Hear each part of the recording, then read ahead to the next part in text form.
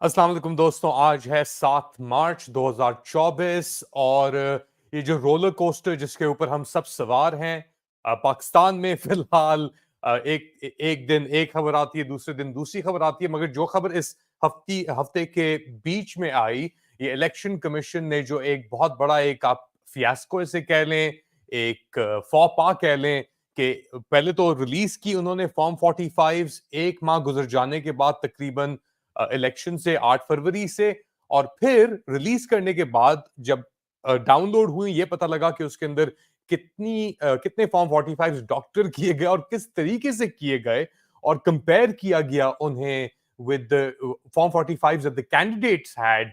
तो उसके बाद वो फाइल्स डिलीट कर दी गई।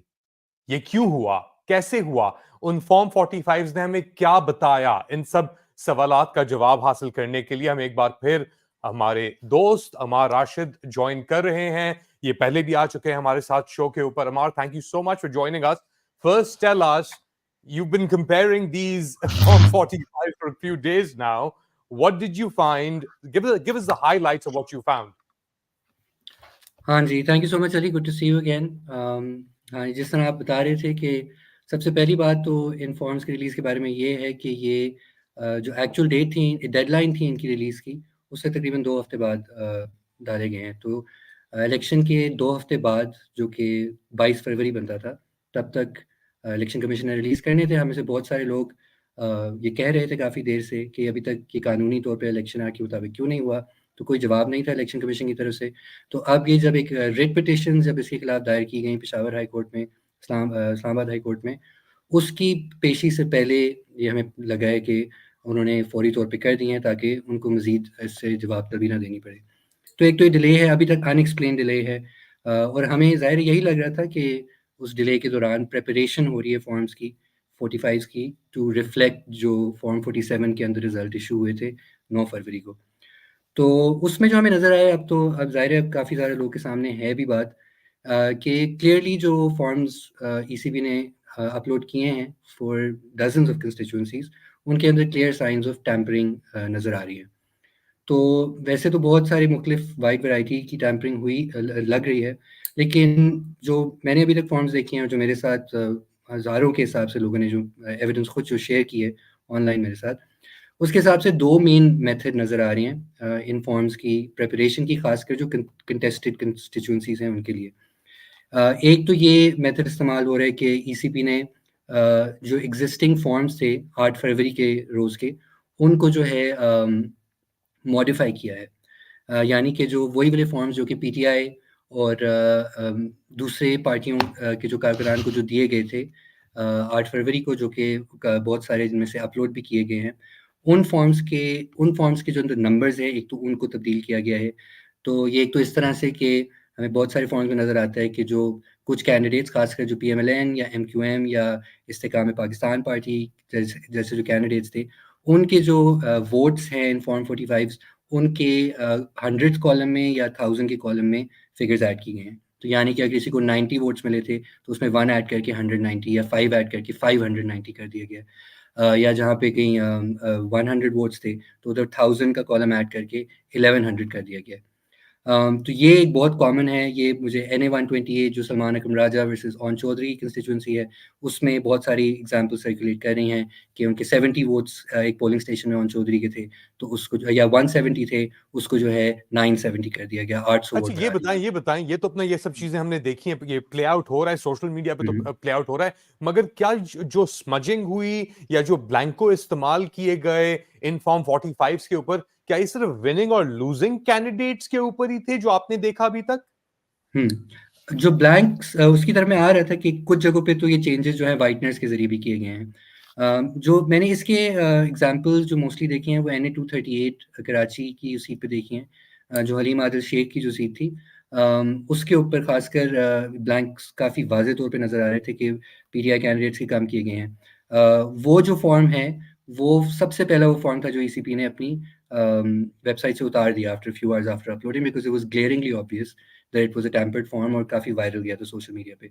तो इस तरह की और 2 भी आपको मिसालें मिलती हैं जहाँ पे बहुत ग्लेयरिंग टैम्परिंग थी, तो वो कंस्टिट्यूएंसीज उन्होंने अपने फोल्डर से निकाल दी गई हैं।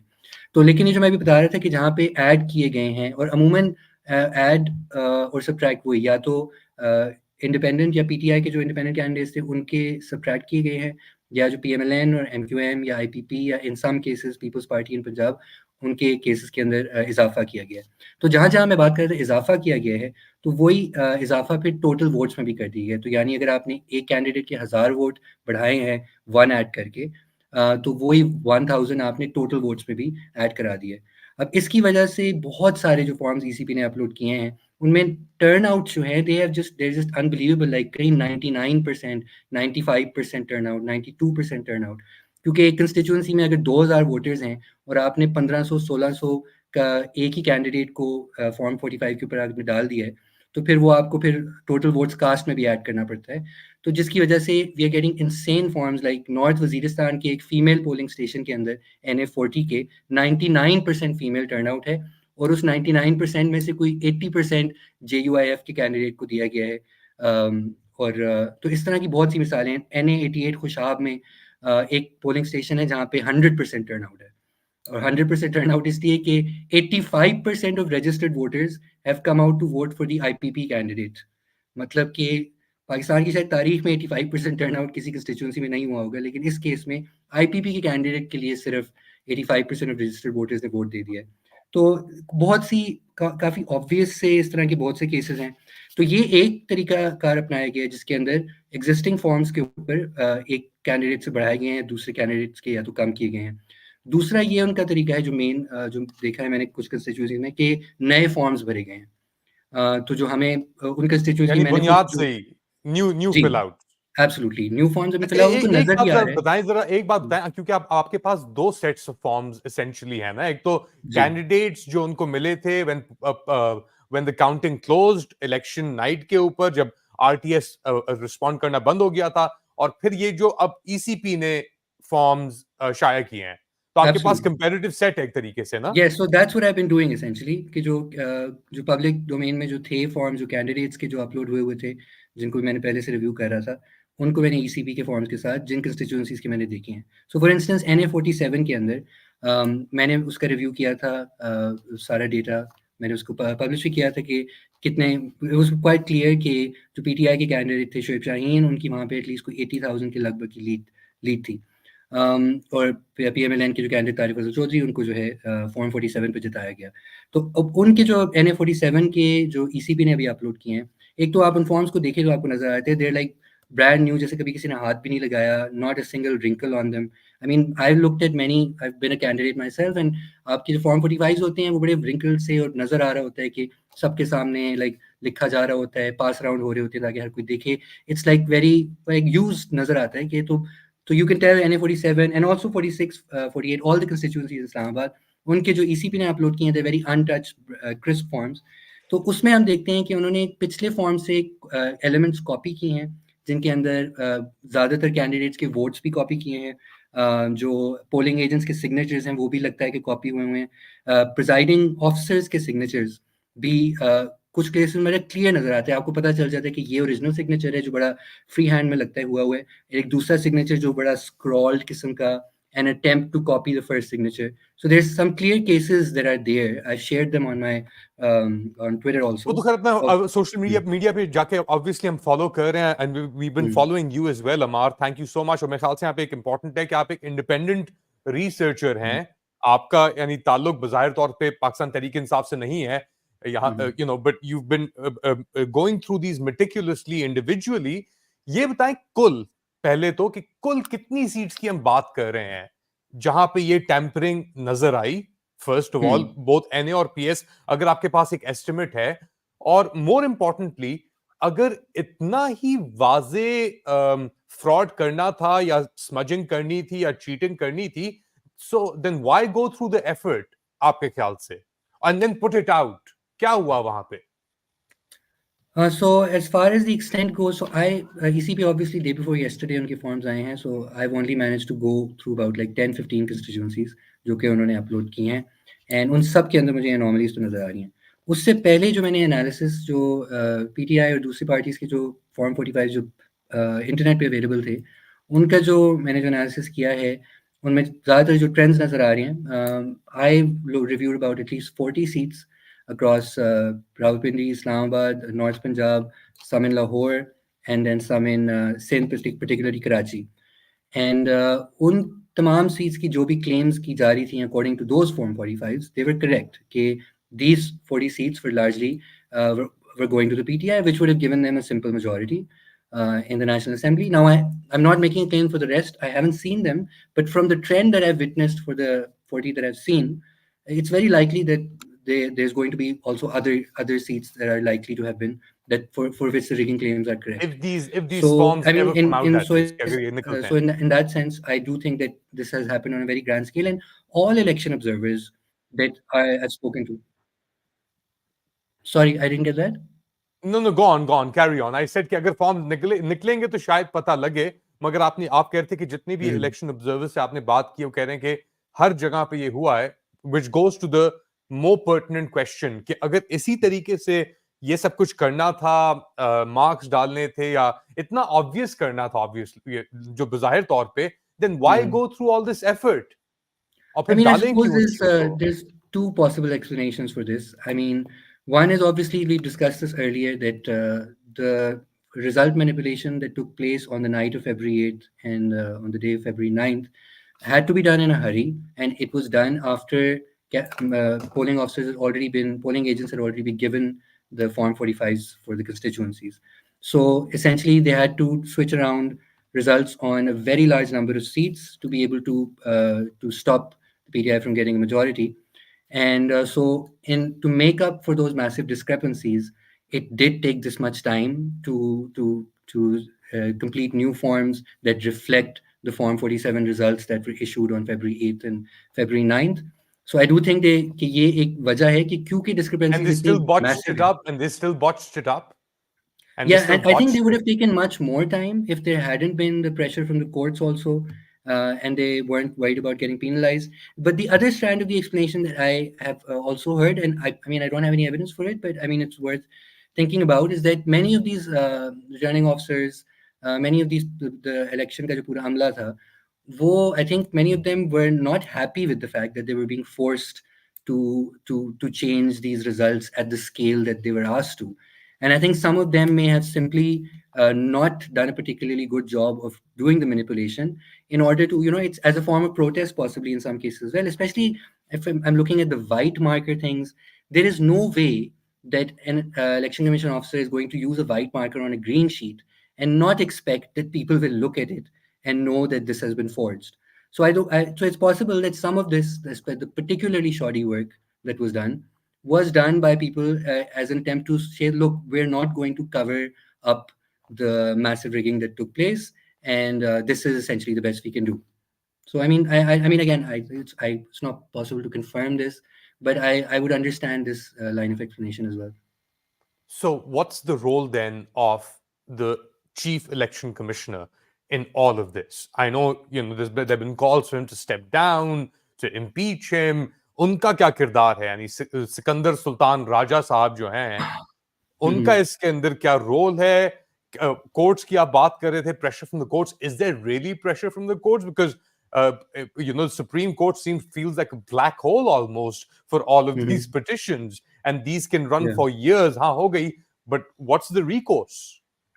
Yeah, I mean, if you're talking about the chief election commissioner, I mean, these days, so it's very hard to know if you're even allowed to talk about this because, like, there's a JIT formed about investigating people who are raising questions about government officials involved in the election. Apparently, there's notices going to be issued soon, and they've really created this atmosphere of fear where you can't really, openly speak of the massive manipulation that's going on. But I think it's very safe to say that Sikandar Sultan Raja has completely and utterly failed in his responsibility to have a free and fair election in this country. And again, this is not me. All election observers, even ones that were thought to be closer to the government over the past year, such as Fafin, they've even called it the most rigged election of the last several years, of the last several electoral cycles. Other observers like Patan, Sarvar Bari, they've also spoken about that the scale of rigging that we're seeing this year has been ludicrous. So I mean, and there's also, and obviously So there's everything compared that to happened in the 2018, pre-poll there's no stage. comparison then. Like if you I oh, compare to absolutely, 2018, absolutely. like I mean, there's this. I covered the 2018 elections.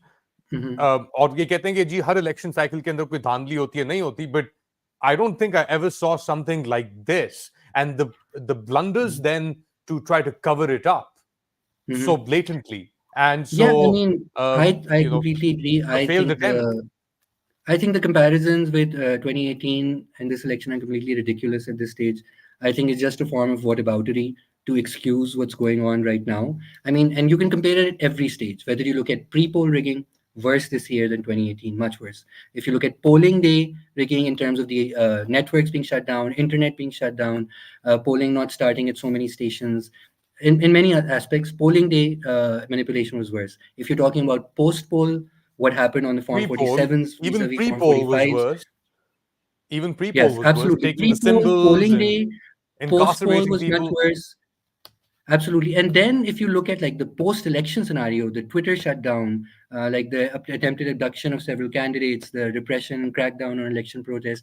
And then I think for me, I think the most brazen example of the electoral manipulation that has taken place, which I would say is even worse than what happened with the Form 45s, is the question of reserve seats, for which again, Sikandar Sultan Raja, I think he was the main person, he was heading the bench that gave that decision. And I think that's one of the most shameful decisions in Pakistan's electoral history. Or honestly, it's hard to even find an example like this from other countries where losing parties have been granted reserved seats uh, for other parties. Like it's absolutely ludicrous. I mean, you could make a case which I think also would be a weak case to that maybe PTI or SIC, the Sunni Ittihad Council as they are in Parliament, could maybe that Sunni Ittihad Council itself did not contest the elections. And so maybe you could have an argument for like why they shouldn't be given reserved seats, even though there are precedents, again, with the Balochistan Awami Party, which was handed a reserved seat without having contested the election in the past, the ECP's own precedent, which it didn't follow. But the other part of the decision to, instead of letting those seats say vacant until such time as the party registration issue is solved, to give them to other parties that did not win those seats, when it's very clear in the constitution, reserve seats are allocated. I think it's Articles 59, where it says that reserve seats are allocated to political parties based on the general seats that they won in the election, and the number of that general seats includes independents who joined within 3 days of the result being published in the official gazette. And the vast majority PTI MNAs, I did check in the National Assembly, did join SIC within the public within 3 days. At least 86 of their members did join by February 21st. But yeah, but to give those seats to other parties based on seats that they contested and lost, it's an absolute travesty. I mean, you don't And the have other to be a party's PTI taking those supporter seats and the other to party's taking succeed. those seats. Exactly. I mean, and so I think I've heard that the PHC, well, you mentioned pressure from the courts, and I agree there isn't much, particularly in the way of the Supreme Court, which has largely ignored whatever's Which is happened a since the disaster, to election. be honest. It's a Mhm. disgrace. Absolutely. I mean, again, I hope some of these petitions actually end up and force the Chief Justice to actually look at the facts of the situation, or whatever bench they're formed. But we had at least some spine shown by the Peshawar High Court, which I think yesterday stayed the oath taking of the reserve seats that have been allotted to the So PDM wait, party. time out, time out. This is an Mhm, important point that you raise. All of this has happened. ये सब कुछ हो mhm, गया है. There's been mass rigging, the doctored Form 45s. Their governments have been formed despite the election commission not releasing a gazette or the results, or there's a dark shadow over mhm. that process. But hukumatein create ho chuki hain, governments have been formed in the provinces, in the center. Is this Mhm. like a house of cards? What are these realities standing on? Yeah, I mean, it's a completely catastrophic situation. And if you're looking in from the lens of political stability, yeah, you've like rushed to sign in and swear in all these governments, particularly the ones in Punjab and the federal level, which whose legitimacy is essentially paper thin. and like they're relying on like results that are obviously tampered. I mean, any third party observer can see this. And even if you say, if you agree that okay, the process itself could take months and months to resolve, as and they could use various ways to delay the correction of these results, everybody knows, like, you know, the public is very well aware of what's happened. Even now, like after the ECB's uploading of the forms, several journalists have also reviewed them, and they've shown them on TV, and like you can see the whiteout on the TV, you can see the 99 and 101% turnouts on your TV. You can see where like a one has been changed to a seven, or a three has been changed to an eight. Like it's all been so it's common knowledge. So in terms of the hard decisions that this government will have to take in the wake of a new IMF program, in the wake of increasing prices of utilities, in the wake in terms of trying to increase the tax net and bring sectors like traders and real estate and others into the tax net, I just simply don't see how such an unpopular government on such a wafer thin majority that is essentially relying on the opposition party's seats to stay in power is going to be able to do that. And again, like I've said this before, I think the only way they'll be able to do this is through increasing repression and censorship and simply Yeah, so basically, brutalizing new I media. guess this takes us to some sort of conclusion. Not yet, though, but the idea is that okay, this has happened. Shut the f up, STFU, suck it up, and life carries on as normal. You have these propaganda pieces that are coming out of the Punjab CM's office, where I'll change everything. CM saluting, the army chief. So basically, this is it. There's no Mhm. recourse because the system is rigged and it's like a straitjacket, right? Courts Mhm. aren't going to do anything. The protests aren't going to do anything. They pull out the stick. So what happens? Nothing. I mean, yeah, I agree. That's the message that's been given. I've heard from various quarters that that's the message that's being communicated, that you all need to move on, that the status quo ante is going to remain, that there's nothing you can do about it. The governments have been sworn in. And I mean, de facto, that is the case. I mean, this is Pakistan, and it's a country where might rules, takes precedence over the rule of law. And we've seen that exacerbating over the last year or so. At the same time, I'm not that pessimistic in the sense that the situation, even however bad it is right now, it's still a bit better than the pre-election year where all governments were in the hands of the establishment, where there was no representative authority. Either there was no PTI or other parties in the opposition in the National Assembly. Now PTI has a government in KP. I mean, they could still remove that eventually if push comes to shove, but they do have their hands on some levers of power. They do have a bargaining position. They have public will that acknowledges that they were the actual victors in the election.